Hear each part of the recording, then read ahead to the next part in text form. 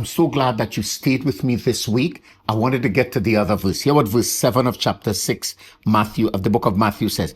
But when you pray, use not vain repetitions, as the heathen do, for they think that they shall be heard for their much speaking.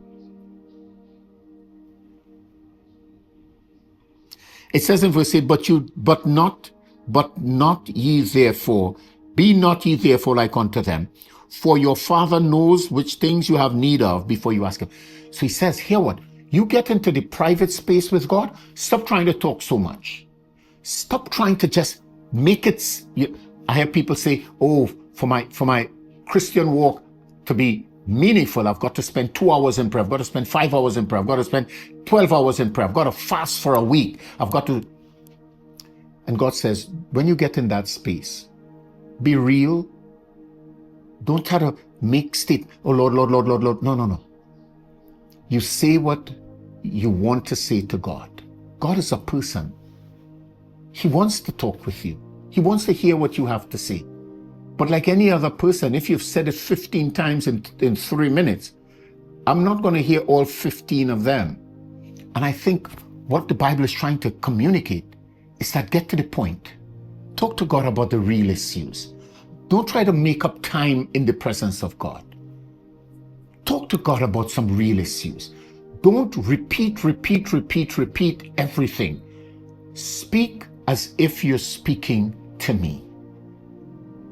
But when you're speaking to him, it's reverential, it's respectful, it's laced with humility, because you're talking to God. You're talking to the Father. So you don't have to repeat as if God doesn't know. In fact, the scriptures tells us, before we even ask, he's aware of it. So I'm talking about how I feel about it, what I think about it, what his word says regarding it. And I'm the matters that I'm wrestling with, I'm able to wrestle with them clearly as God gives the vision, as God gives his word, as God gives revelation, as God gives illumination.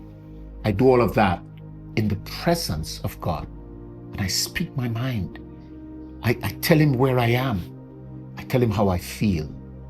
Because I'm talking to my Father in an intimate space.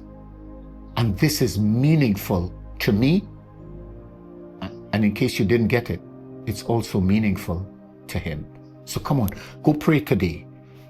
If you prayed and it lacked real virtue and it lacks real meaning, you need to go back, because what you've done is just said a few words. And God wants more than just words. God wants to meet with you and all of you.